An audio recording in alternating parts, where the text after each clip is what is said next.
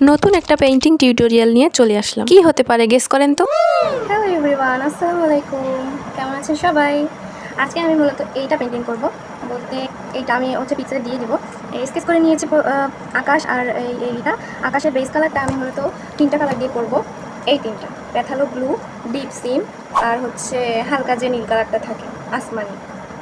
So তিনটা কালারে এমনভাবে অ্যাপ্লাই করবো যাতে না মনে হয় যে এক একটা আলাদা আলাদা কালার। সো আমার কালার অ্যাপ্লাই করা শেষ। গাইস, আমি বেস কালারটার পর মেঘের যে শেডটা সেটা করে নিয়েছি। প্রথমে হোয়াইট কালার দিয়েছি অ্যান্ড আমরা ছায়া বোঝাতে নিচের দিকে গ্রে কালার ইউজ করেছি, দেখেন। এখন আবার উপরে হোয়াইট কালার অ্যাপ্লাই করে দিব।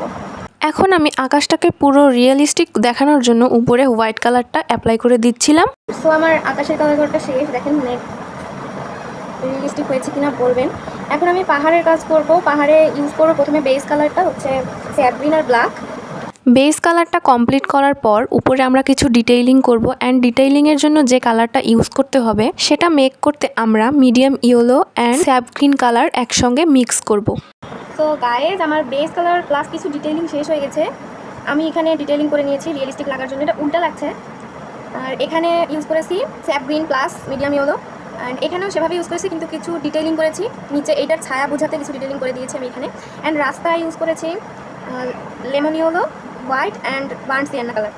রাস্তার পাশে বেড়াগুলোর কালার আমরা বার্ন আম্বার কালার ইউজ করব অ্যান্ড ডিটেইলিংয়ের জন্য আমরা ইয়েলো অকার কালার ইউজ করব। ফাইনাল লুক গাইজ, আমি শুধু রাস্তার পাশে কিছু বেড়া দিয়ে দিয়েছি আর এই গাছটা দিয়ে দিয়েছি, যেটা আপনারা দেখতে পাচ্ছেন। ফাইনাল লুক কেমন হয়েছে অবশ্যই জানাবেন, অ্যান্ড ভিডিওটা ভালো লাগলে অবশ্যই লাইক, কমেন্ট, শেয়ার করে দিবেন।